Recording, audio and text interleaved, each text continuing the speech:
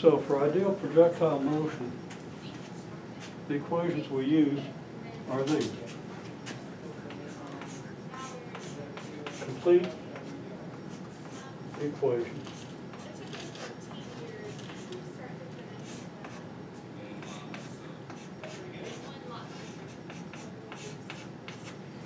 Automatically, if you have uniformly accelerated motion, your equation is going to have this form, whether it's a projectile or anything else.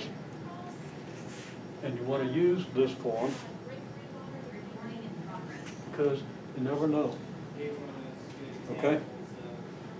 You never know what shortcuts you can take, and I've seen almost everybody screw up problems by using the wrong shortcuts. Using an equation that maybe applies, but not specifying whether it's X or Y.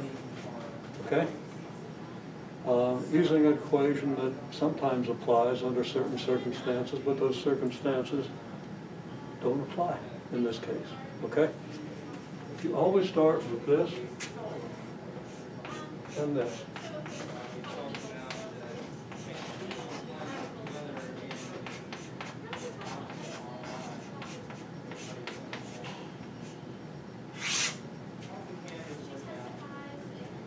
That's the context for solving any projectile problem, and either one of these equations would be the context for solving either an X motion or a Y motion. That's it. And we're going to see where these equations come from, because they're kind of handed down on a stone tablet. They're very easy to derive once you know a little calculus. Had to wait for people who are taking the course concurrently to get to the point where we can talk about this, but that should be the case now. Okay? Now, often you can let X naught and Y naught be any numbers you want. That's your coordinate system. Okay? So you select a coordinate system.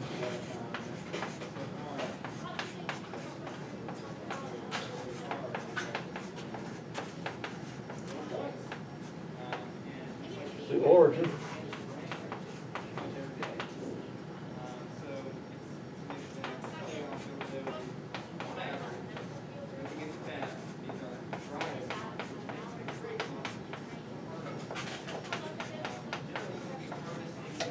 tells you what X naught and Y naught will be. Often, but not always, we're going to choose the origin to be at your initial point. But there are times when it's more convenient to have it at the final point. There are times when it might be more convenient to have it at the highest point, or at the point where you have a certain direction of your velocity. I can't think of a case where you really want to do that one, but you want to have the flexibility to do so. You want to have the flexibility to set your coordinate system where it gives you the most information.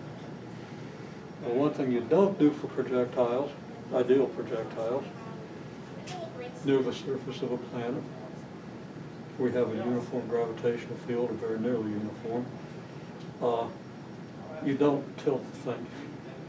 You want the vertical to be your Y direction and the horizontal to be your X direction. Okay? And so that your Y acceleration is just the acceleration of gravity.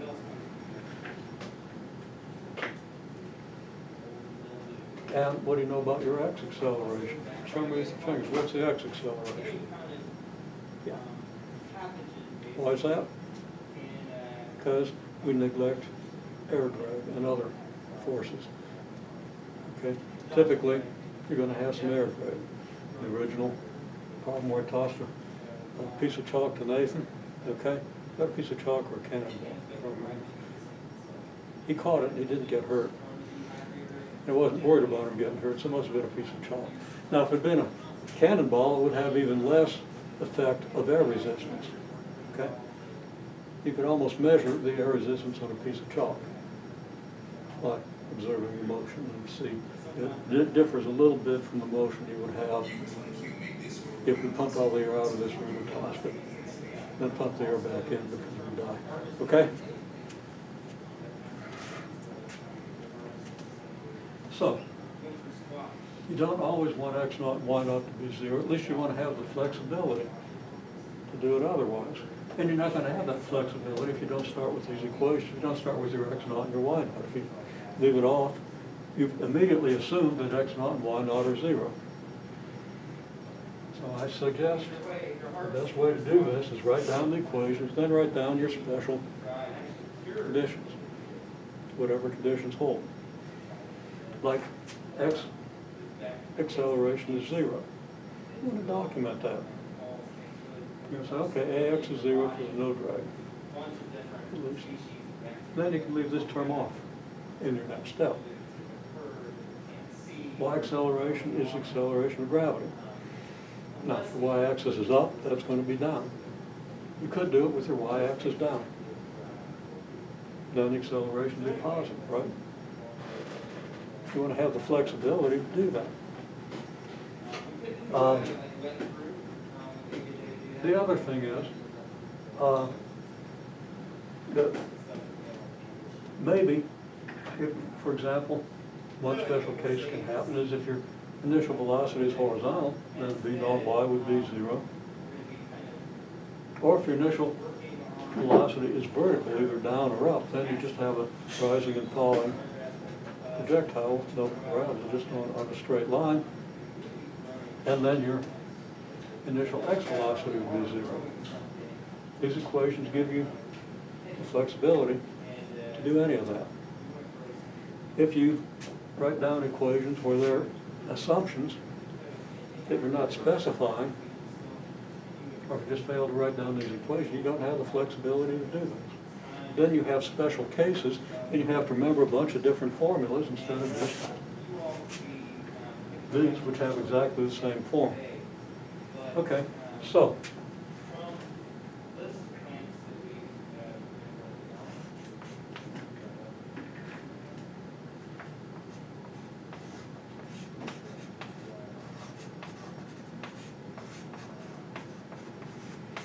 for an ideal projectile, you will always have AX equals zero,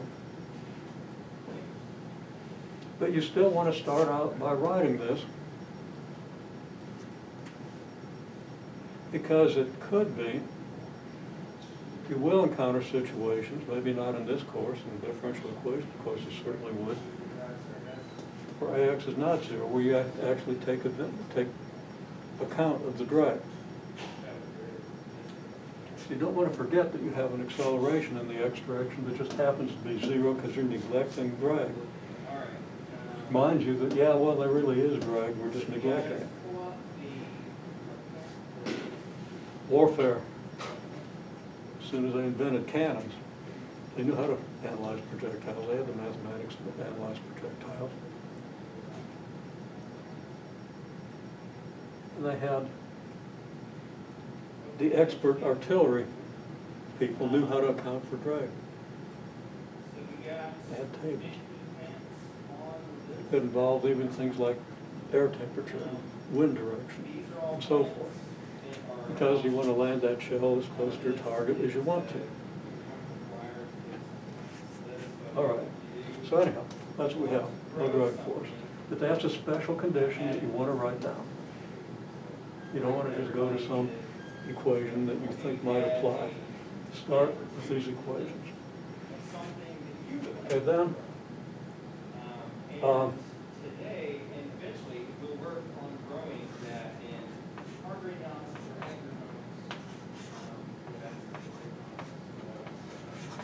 or AY equals G or negative G. but I do want to work on growing things propagating them we're growing them. So we're kind of working on two aspects of things that we're doing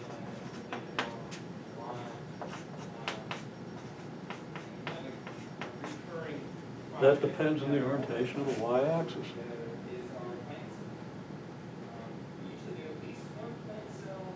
Now what you do with V0x and V0y, it isn't totally wrong to write V0y as V0 sine theta or V0x as V0 cosine theta, although with the orientation of your axes might be negative of a sine or a negative of a cosine, right?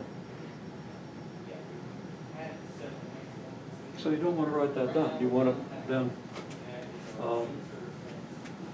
always try to theme our pencils around something, and we kind of stuck with the same Windsor pencil theme of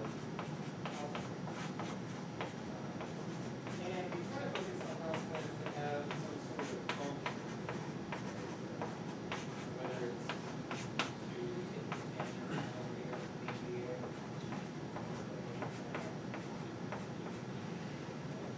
and that depends a lot on the circumstances. For example, So, as we shift from if you know the, when we add this how far a projectile travels and how far, by how much its vertical coordinate changes, then you're just going to want to treat V0x and V0y as your two unknowns. You could do it with sines and cosines, but once you figure out V0x and V0x, you can use the inverse tangent to find your angle, and you don't need the sines and cosines. So you don't always want to write out V0 sine theta, V0 cosine theta, okay? But you do want to keep that in mind. That's certainly something that you could well do. If you know the angle and the initial speed, then you know it is appropriate to write it that way. If you don't, it often isn't appropriate. Okay? So we always work within the context of these equations. Then we can write out, okay?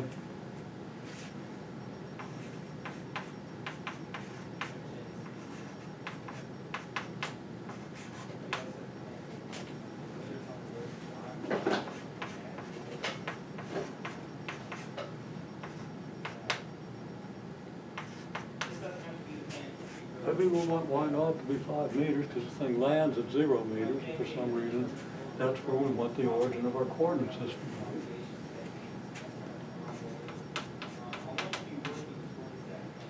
be. Then we have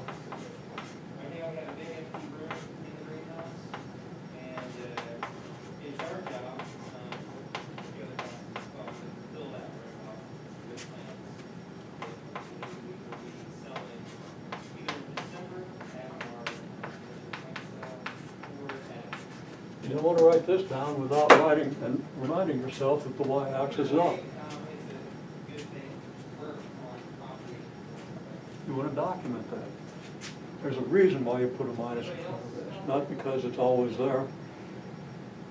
Because again, you might want the y-axis to be down.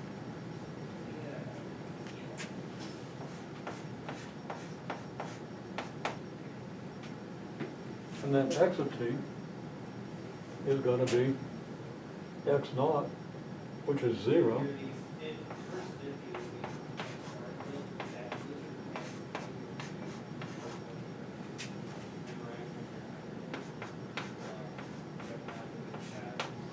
It's V0 xt. It's not V0 xt if x naught isn't 0. If for some reason you want a different x naught, that's why you write it all down.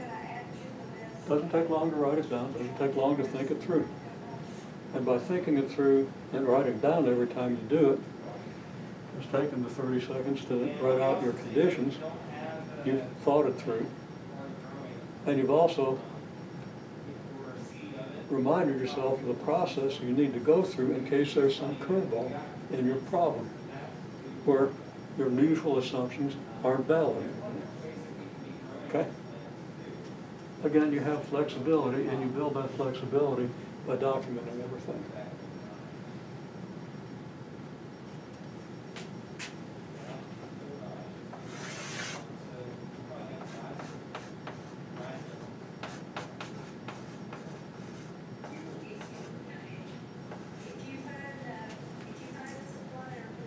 Another case where you want x naught to necessarily be 0 is this thing lands on the x-axis at x equals 12 meters.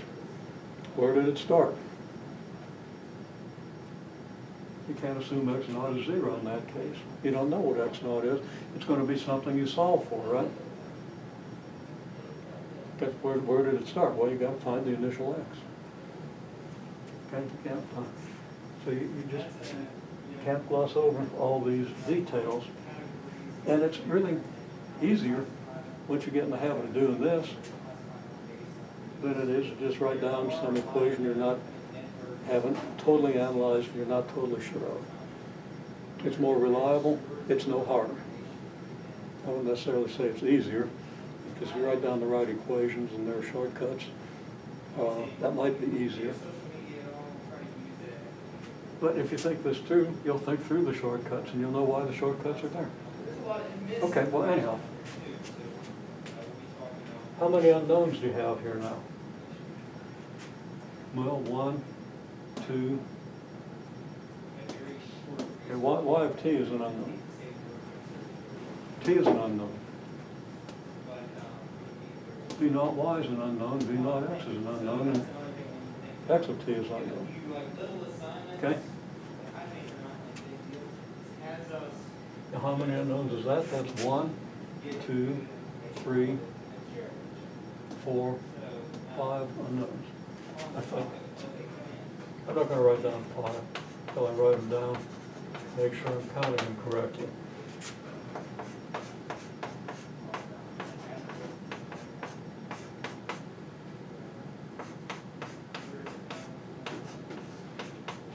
Just in the order they appear as I've written down the equations, yeah. I'll find 5 of them.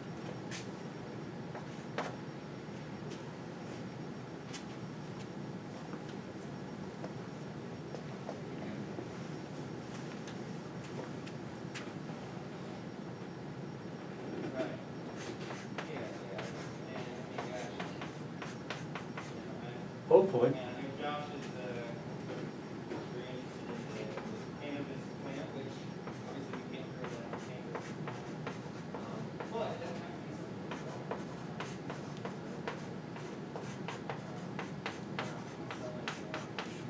You know the value of all but 2. You know the values of all but 2.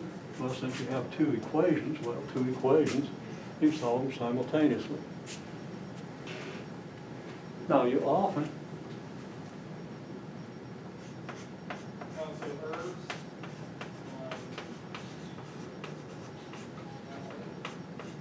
T is unknown, it's often a good choice.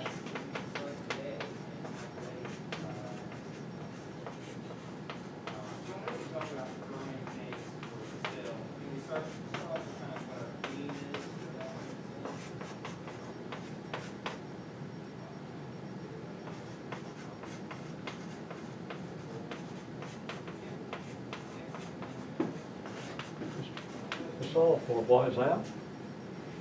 Because it appears in both equations. It's the only variable that occurs in both equations. It's the only connection between these equations.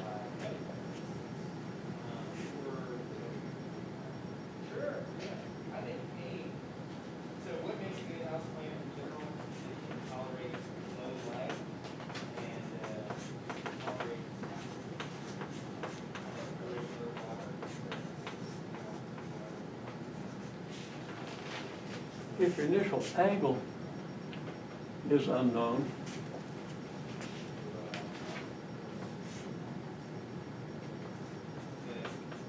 which only happens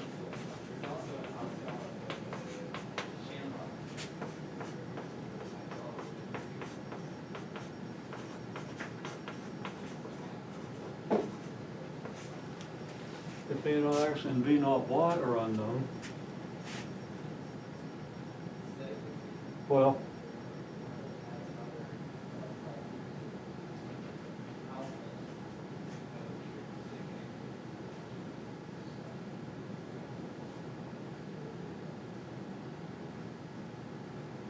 and now I'm thinking, I'm going to say 2 of the variables V naught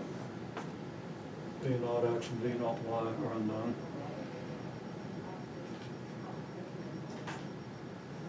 It gets more complicated.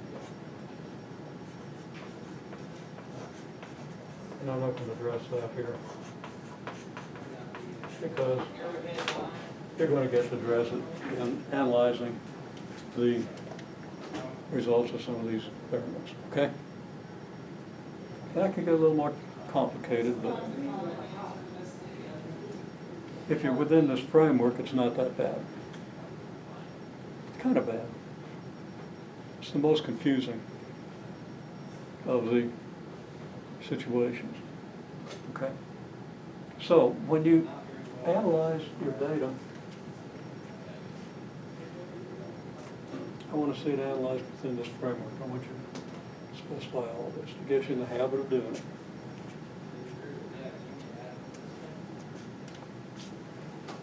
And there's no reason you can't do that. That's not difficult. Now we want to talk about where these equations come from. Okay, I think in the early part of the course, they were derived based on the calculus, which is very simple. But we didn't emphasize that for the reasons we talked about earlier. So we're going to do that now.